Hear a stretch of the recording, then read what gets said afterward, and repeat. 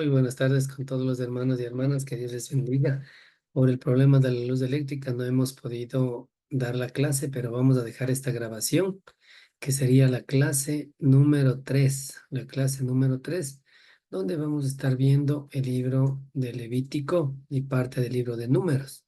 Entonces vamos a iniciar haciendo una oración. Padre amado, bendito Dios, gracias le damos, Señor, por este día. Gracias, Padre amado, por esta tarde.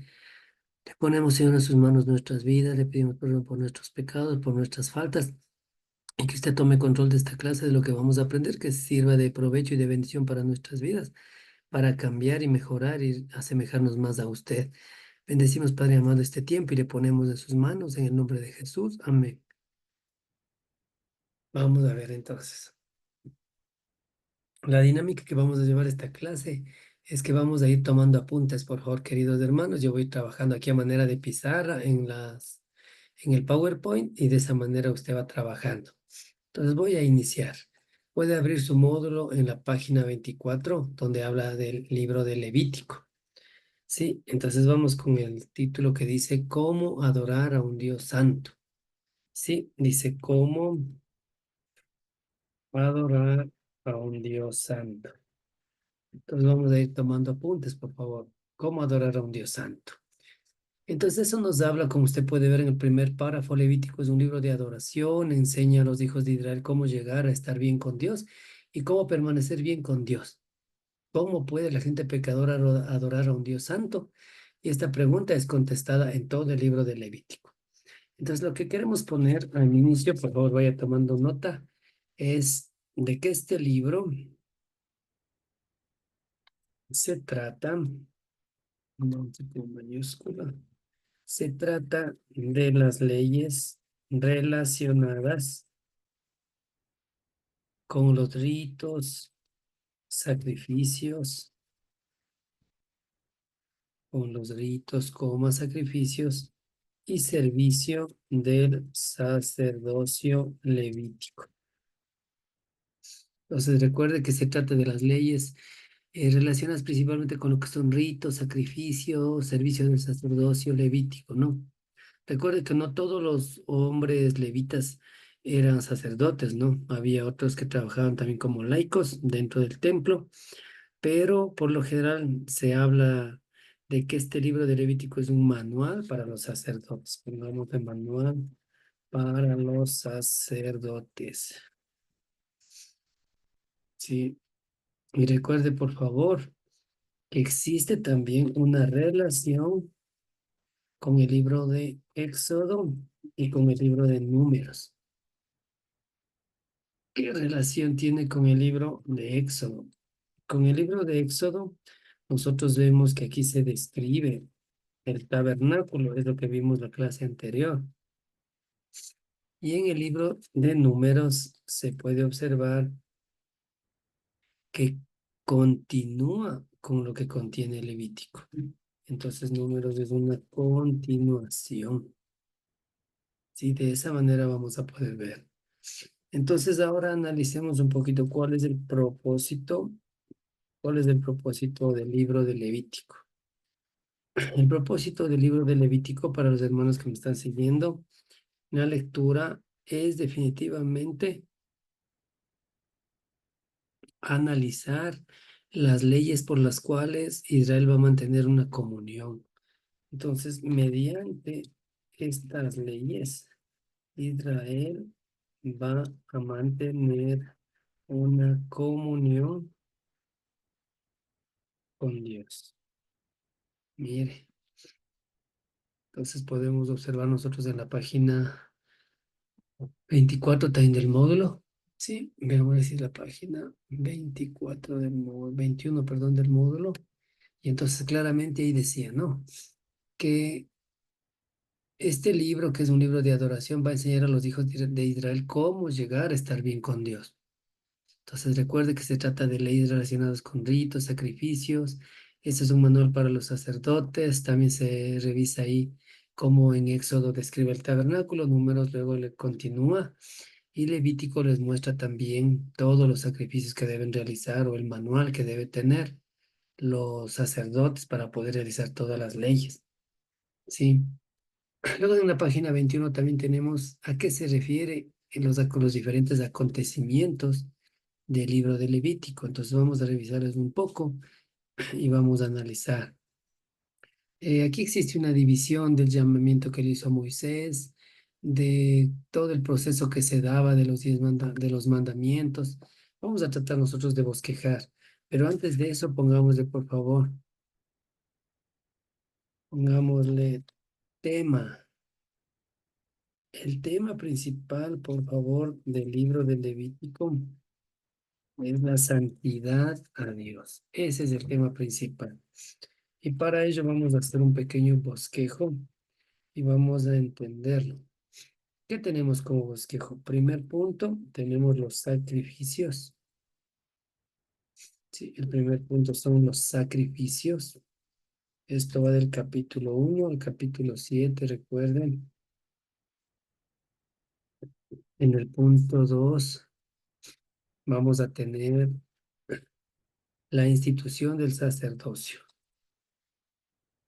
Tenemos la institución del sacerdocio.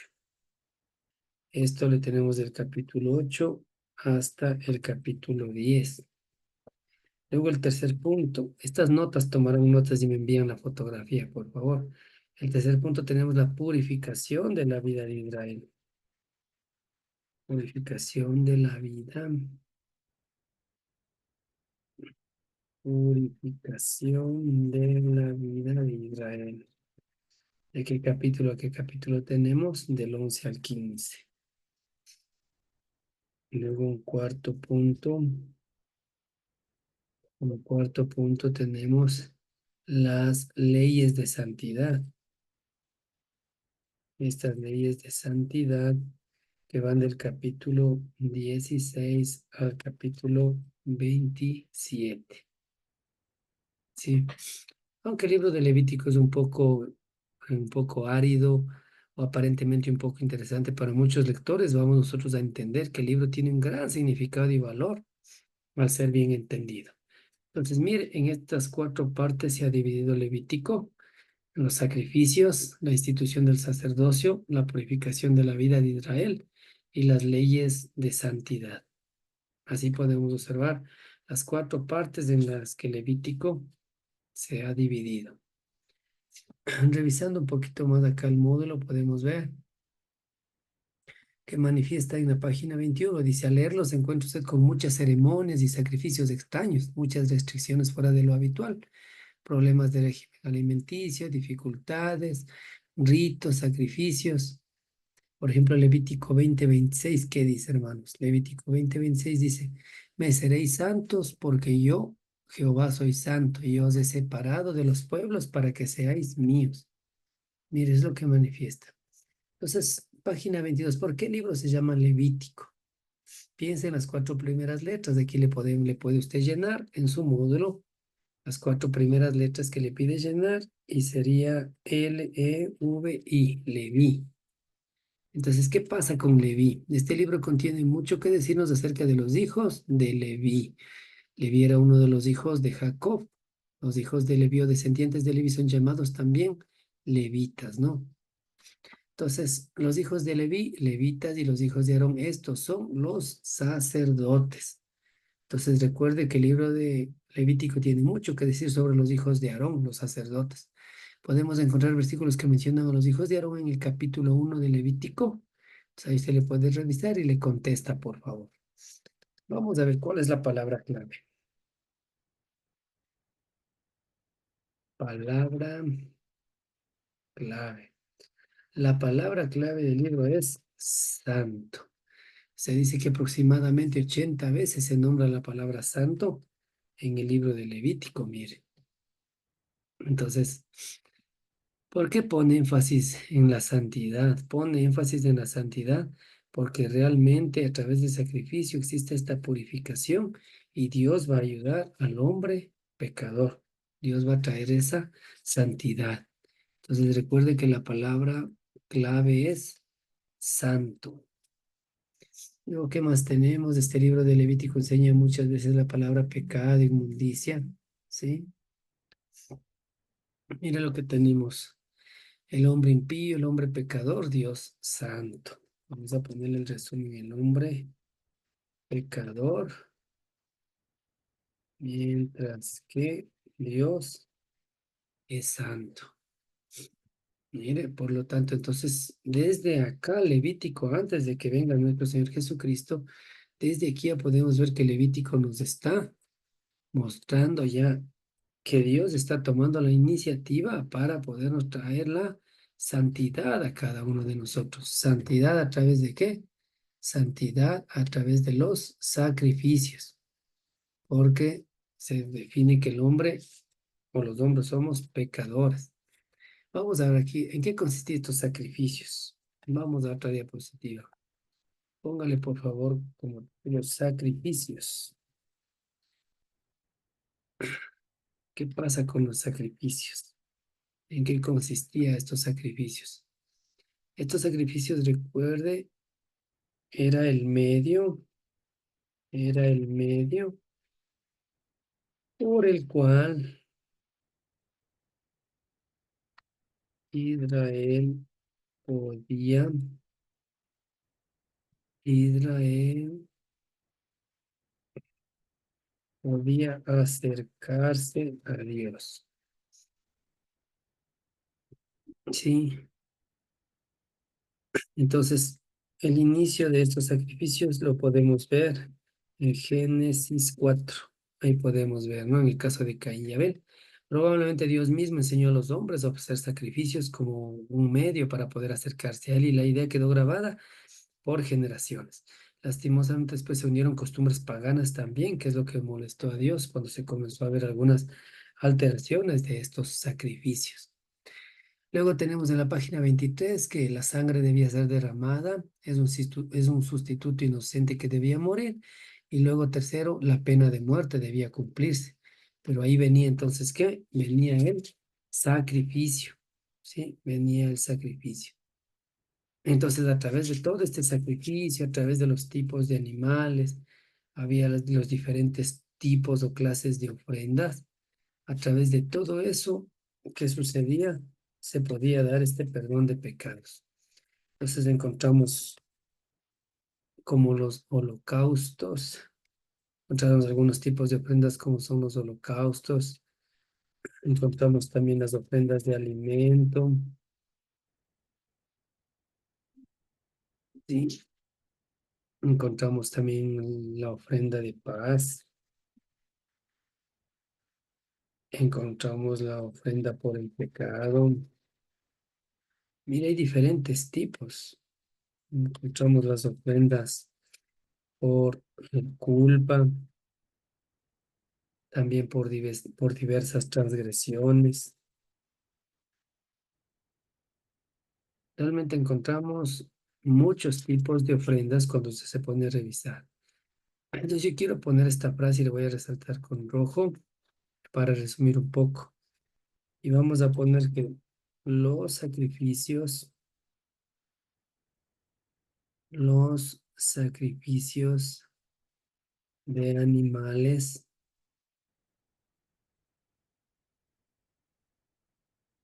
fueron propuestos por Dios. ¿Para qué? Para grabar en la conciencia de los hombres. ¿Qué quería grabar en la conciencia de los hombres? La convicción de su pecaminosidad, la convicción de su pecaminosidad. Y también aquí ya se puede observar un cuadro, un cuadro perdurable del sacrificio venidero de Cristo, del sacrificio venidero de Cristo. Hacia él lo señalaba, ¿sí? Entonces, realmente todos estos sacrificios de animales lo que estaban señalando es al sacrificio de Cristo que iba a venir. Y de esa manera los hombres estaban muy conscientes de su pecaminosidad, de que hay pecado y por el pecado se tiene la paga, que es la muerte, ¿sí? Por eso tiene usted en la página 23 la sangre, ¿sí? Tiene la sangre, el sustituto que es del animalito y la pena de muerte por el pecado. ¿Que cumplía quién? Cumplía el animalito.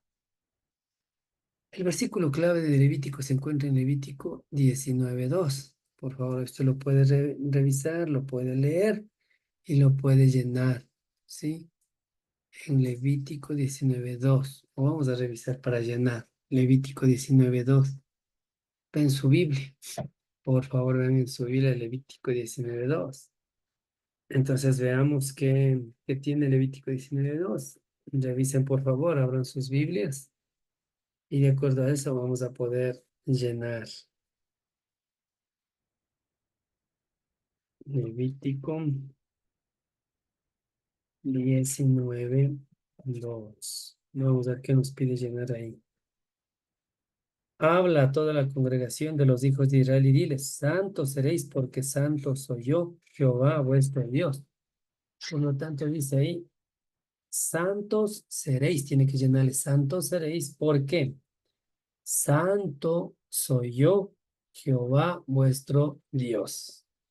Ahí le completa, por favor. Y luego tiene el otro versículo. Entonces aquí llama la atención porque nosotros tenemos en la página 24 de que Dios es santo, ¿sí? De que Dios es santo y que Dios quiere que su pueblo sea santo. Sí, de esa manera, entonces al leer este libro podemos ver que Jesús es nuestro sacrificio. Luego tenemos la página 25. ¿Qué significa ahora Levítico, pero para nosotros la iglesia? Miren la página 25. En la palabra de Dios se encuentran insertados los relatos de la marcha por el desierto que apuntan a realidades más altas y Dios manifiesta su gran benevolencia. Por lo tanto, ¿qué pasa? A la luz del sacrificio de Cristo en la cruz, como mejor se puede leer y meditar en Hebreos 9, 23, 26, ¿qué contiene Levítico? Contiene una prefiguración de la realidad que con la redención llega a su plenitud. Es decir, que Jesús instaura un culto nuevo en el que los verdaderos adoradores darán culto al Padre, movidos por el Espíritu Santo y unidos a Cristo, que es la verdad, y ya no solamente, ya no con sacrificios físicos, con sacrificios de animales. Por lo tanto, vamos a revisar un poquito más antes de pasar a la lección 5. Aquí usted tiene la actividad 4, por favor, que dice como actividad 4. La actividad 4 dice, consulte en el diccionario el significado de alabanza y el significado de adoración. Entonces, por favor, consulte un diccionario. ¿Qué es alabanza? ¿Qué es adoración? El significado de alabanza y el significado de adoración. Eso va a consultar. ¿Qué más? La otra es que por favor lea el capítulo 21 de Levítico. ¿Y qué va a hacer? Va a hacer un pequeño resumen de la santificación. Un resumen de la santificación. Entonces, por favor, recuerde, esta actividad consiste en que busque en un diccionario lo que es la definición, el concepto de alabanza, el concepto de adoración. También que por favor en el capítulo 21 de Levítico pueda leerlo y sacar un resumen sobre la santificación. ¿Qué entiende usted sobre la santificación en el capítulo 21 de Levítico? Sí, antes de yo pasarme al libro de números, quiero por favor también decirles algo más. Quiero hablarles un poquito para que tengamos la manera de apuntes o resumen, la función o las funciones de los sacerdotes. ¿Cuáles son las funciones de los sacerdotes? Primera, servían como mediadores. Miren, ellos servían como mediadores entre Dios y el pueblo. Recuerden, ellos servían como mediadores. Luego también ellos consultaban, ¿sí? a Dios para discernir su voluntad. Pues ellos eran los que nos ayudaban, o ayudaban en ese tiempo a la gente a discernir si es o no es la voluntad divina para con el pueblo algo que se iba a hacer o no hacer. También ellos eran intérpretes y maestros de la ley. ¿Qué hacían también? Ellos ministraban las las cosas sagradas de Dios en el tabernáculo. ¿Sí? Entonces, mire, esto es lo que hacían los sacerdotes, estas funciones cumplían. Servían como mediadores, consultaban a Dios para discernir su voluntad, también eran intérpretes y maestros de la ley y también ministraban las cosas sagradas de Dios en el tabernáculo, ¿sí? Eso hacían los sacerdotes. Ahora vamos a ver también la función del sumo sacerdote. Sumo sacerdote. ¿Qué hacía el sumo sacerdote? Entonces, él era un mediador entre Dios y toda la nación. Acá los sacerdotes hacían un sacrificio con un animalito, otro animalito de lo que la gente iba trayendo. Pero acá, este sumo sacerdote era un mediador entre toda la nación de Israel y Dios. ¿Y qué pasaba? Esto lo hacía una vez al año. Él ingresaba una vez al año al lugar santísimo para expiar los pecados del pueblo, para expiar los pecados de todo el pueblo. Mire, para eso ingresaba una vez al año, para expiar todos los pecados del pueblo. Eso le podemos revisar un poco en Hebreos 2:17, 4:14, Hebreos 2:17, también en Hebreos 4:14, pueden revisar algo más, ¿sí? Entonces, había algunos requisitos que debía cumplir este sumo sacerdote. Mire los requisitos del sumo sacerdote. Él tenía que ser sin defecto físico, no tenía que tener un defecto físico. Entonces, mire, era exigente para ser un sumo sacerdote porque iba a estar en la presencia de Dios. También él tenía que casarse con una mujer de carácter ejemplar, ¿sí? La mujer de él tenía que ser una mujer de carácter ejemplar. Mire,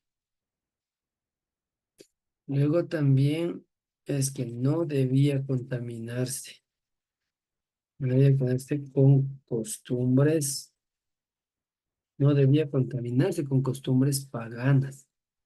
Entonces, mira, era muy exigente que el sumo sacerdote no se contamine con costumbres paganas. Prácticamente él debía mantener la pureza, debía mantener la pureza, ¿sí? Entonces, miren, aquí podemos ver los requisitos para hacer que tenía el sumo sacerdote.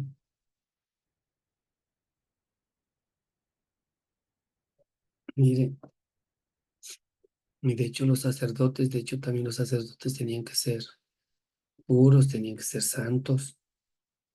Y así nosotros podemos ver una cantidad de requisitos, la vestidura del sumo sacerdote también, que era bien importante, que tenía una enseñanza profunda en la ropa del sumo sacerdote. Y vamos, por último, antes de pasar al libro de Números, voy a ponerle como lecciones prácticas. Tratemos de ver algunas lecciones prácticas. Primera, como lecciones prácticas, vamos a ver que ya unas lecciones prácticas para nosotros, la iglesia, ¿no? Los ministros deben o debemos tener respeto y reverencia a las instrucciones de Dios. Debemos tener mucho respeto y mucha reverencia a las instrucciones de Dios, ¿sí? tenemos que entender también que es un privilegio servir, sí, pero también es una responsabilidad.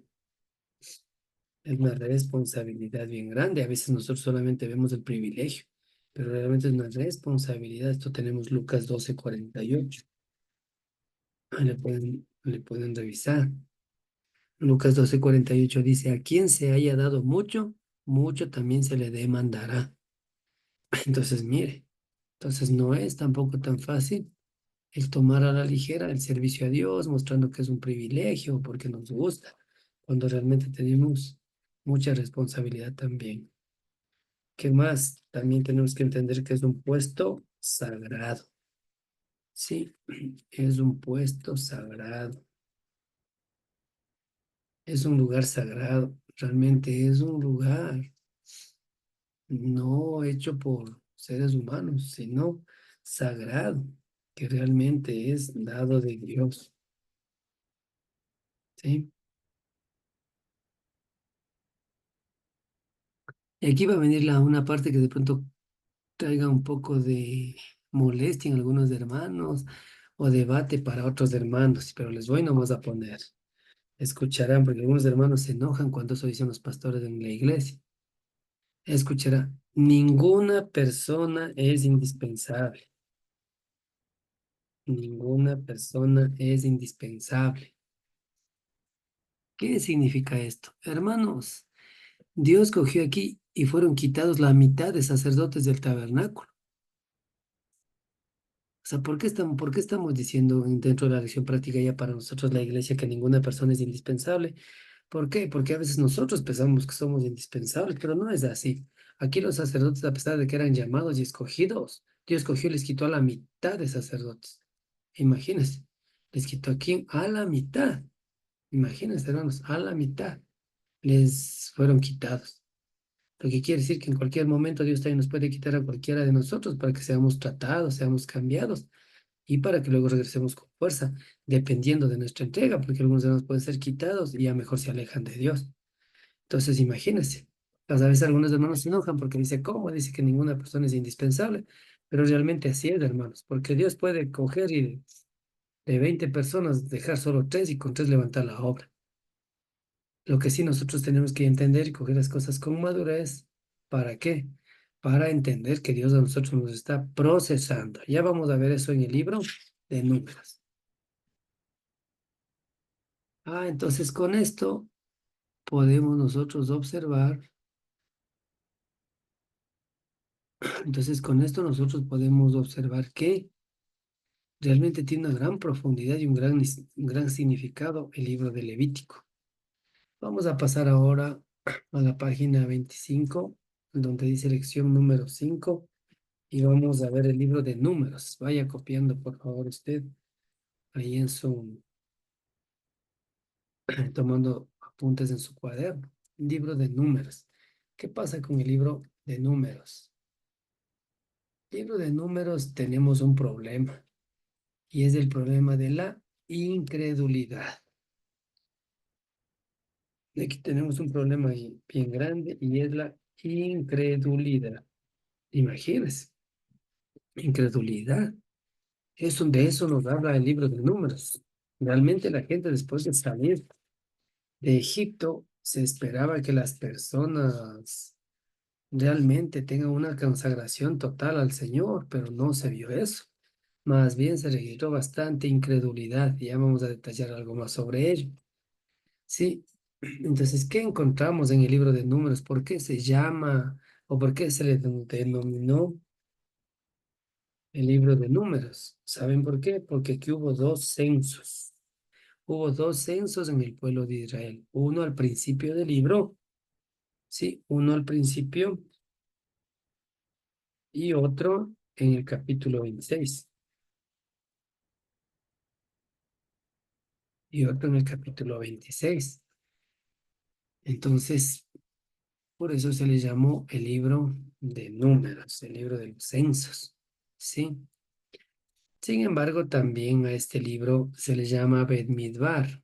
Le voy a poner el nombre Bed-Midbar. Mar, que significa en el desierto. ¿Por qué? Porque aquí se puede observar al pueblo de Israel peregrinando por alrededor de 40 años, que se dice de peregrinación. 40 años de peregrinación por el desierto. ¿Por qué? Entonces, ¿qué pasó con ellos? Realmente, como dijimos hace un momento, ellos se portaron bien, incrédulos a Dios, con falta de fe, inclusive, vamos a ver qué nomás, qué características hubo. Pongamos en otra diapositiva. ¿Qué hubo en el pueblo de Dios? Realmente algunos le llaman que hubo fracaso. ¿Fracaso por qué? Por lo siguiente, mire todo lo que hubo aquí. Falta de fe, hubo quejas, ¿sí? Hubo murmuraciones. ¿Qué más hubo? Hubo deslealtad, hubo rebelión. Miren, hermanos, todo lo que hubo con el pueblo de Israel.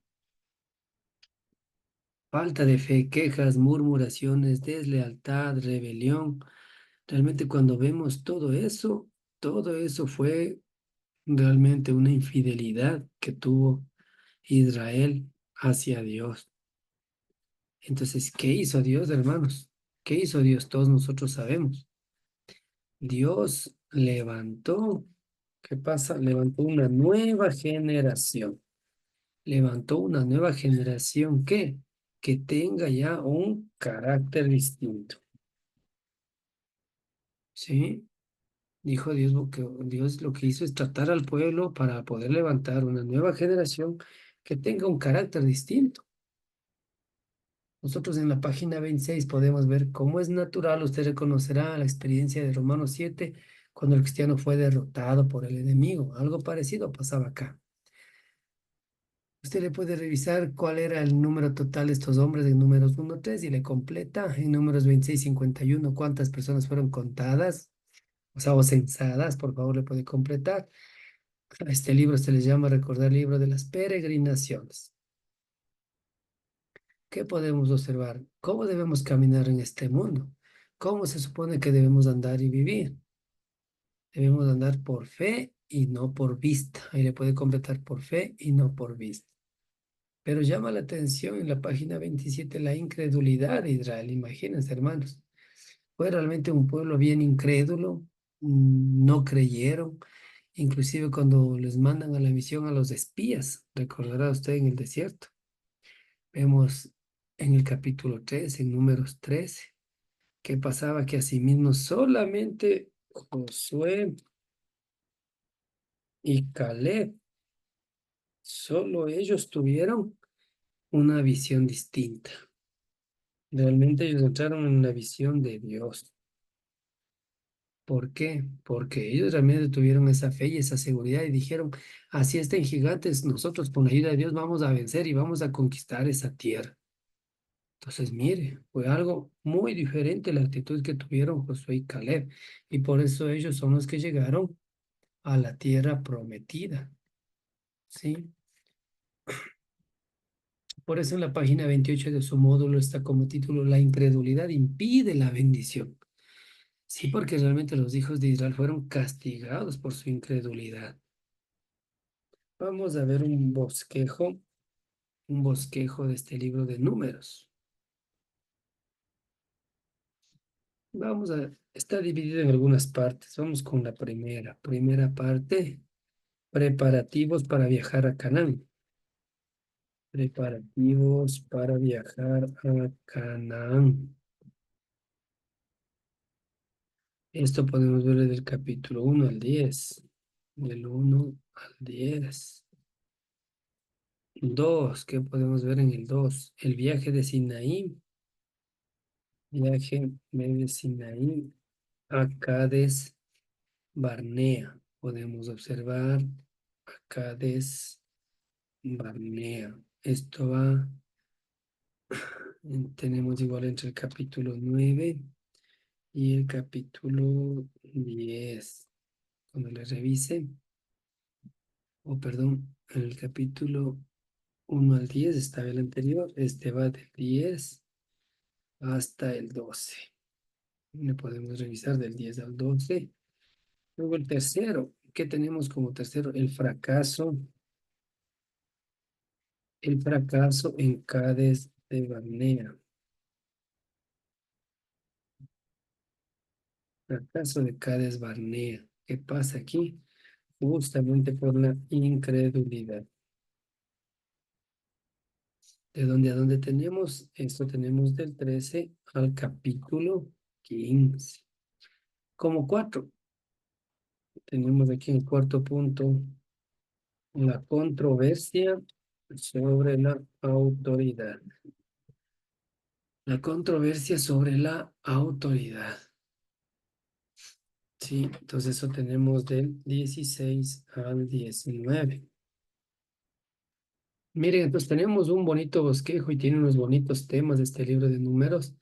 En el punto 5 o en la división 5 podemos observar también la experiencia del viaje a Moab, capítulos del 20 al 25. Y por último, para finalizar, la división sexta, este bosquejo del libro de números, tenemos los preparativos para entrar a Canaán. Preparativos para entrar a Canaán. Esto podemos ver del 26 al 36. Del 26 al 36. Entonces, mire, ahí podemos ver nosotros un bosquejo del libro de números. Primero los preparativos para viajar a Canaán. Sí, en los preparativos para viajar a Canaán podemos encontrar el censo y la organización de Israel, la santificación del campamento, algunas leyes, la Pascua, las trompetas. Sí, en el punto 2 viaje desde el Sinaí acá desde Barnea, podemos encontrar la partida de Israel, el descontento del pueblo, el desaliento de Moisés, las críticas de María y Aarón. En el fracaso de Cades Barnea podemos ver cómo los espías exploran la tierra, la reacción de Israel, algunos varios preceptos que nos da también. En el 4 tenemos la controversia sobre la autoridad, tenemos la rebelión de Coré, tenemos la prueba de la vara, la purificación del campamento. En el 5 tenemos la experiencia del viaje a Moab. Sí, aquí tenemos el pecado de Moisés y Aarón, la serpiente de bronce, las victorias militares, aquí tenemos la historia de Balaam. Y en el punto 6 tenemos los preparativos para entrar a la tierra de Canaán. Aquí tenemos el segundo censo en el capítulo 26, las leyes sobre las herencias, nombramiento del sucesor de Moisés, las ofrendas de las fiestas, la ley de los votos, etapas del viaje en el desierto y los mandatos referentes ya a ocupar propiamente la tierra prometida o Canaán. Mire, tenemos en la página 28 el versículo clave en números. ¿Cuál es el versículo clave? Números 14, 29, 30. ¿Sí? Verso clave. ¿Cuál es el verso clave? Púntele por favor, números 14 del 29 al 30. 14 del 29 al 30. Sí, ese es el verso clave. Por lo tanto, entonces ahora vamos a revisar el versículo clave. Se encuentra, bueno, primero del incrédulo y luego el versículo clave lo tenemos en este versículo, ¿no? ¿Qué nos dice? ¿Hasta cuándo Dios me está haciendo esta pregunta? Entonces vamos a revisar en nuestras Biblias, números 14 y vamos al versículo 11. Y Jehová dijo a Moisés, ¿hasta cuándo me han de irritar este pueblo? ¿Hasta cuándo no me creerán con todas las señales que he hecho en medio de ellos? Imagínense, entonces ahí dice, entonces vemos a Dios que hasta cuándo no me creerán, dice Dios. Imagínense, porque realmente ellos dudaban, ellos tenían incredulidad, dudaban de las promesas de Dios. Imagínense, por eso Dios le dice a Moisés, ¿hasta cuándo? ellos van a estar dudando de mí. Es lo que nos puede pasar en la actualidad en la iglesia. Muchas veces nosotros dudamos de las cosas que Dios puede hacer en cada uno de nosotros, en nuestras vidas. Sí, ahí le podemos completar. Y dice el último párrafo en el 28, dice, ¿cuánto tiempo tomará hasta que nosotros creamos a Dios? ¿Nos estamos perdiendo lo que Dios tiene para nosotros por causa de nuestra incredulidad? ¿Estamos perdiéndonos las bendiciones de Dios? ¿Estamos andando por fe o nos preparamos por cualquier pequeño problema que se nos cruza y ya nos preocupamos? De todas estas miles de personas, solo dos creyeron y fueron los únicos que entraron a la tierra prometida. Solamente Josué y Caleb. Solo ellos le creyeron a Dios, imagínense. ¿Qué significa números en la fe de la iglesia? ¿Qué significa? Nosotros vemos algunas enseñanzas del libro de números y quiero ponerles aquí, por favor, las lecciones prácticas o enseñanzas. Pongámosle enseñanzas o lecciones. ¿Qué lecciones tenemos nosotros con el libro de números? Tenemos varias, ¿no? Algunas de ellas son las siguientes. Primero, cómo Dios trata con su pueblo. Recuerde que en medio del desierto, ahí Dios estaba tratando con su pueblo. ¿Qué nos hizo? Para disciplinar y desarrollar el carácter. Para eso lo utilizó. ¿Sí? También tiene usted que estar seguro es que nadie puede frustrar, nadie va a poder frustrar el propósito de Dios. Ya cuando Dios tiene el propósito, ya tiene. Alguien dice, no, es que puede alterar los hermanos y todo, pero realmente no es así. Nadie puede frustrar el propósito de Dios. ¿Sí? También vemos promesas que existen de parte de Dios en este libro de números, ¿sí? Y sobre todo, haciéndonos entender que le mantuvo al pueblo como peregrinos antes de entrar a Canaán, antes de entrar a Canaán. Mire, asimismo nos puede tener a nosotros en algunas áreas de nuestra vida en el desierto antes de que nosotros entremos a la tierra prometida también, antes de que pasemos a la tierra que Dios nos ha prometido. Tenemos, tenemos entonces la actividad número 5 y con eso hemos finalizado la clase. ¿En qué consiste la actividad número 5? Le voy a apuntar aquí.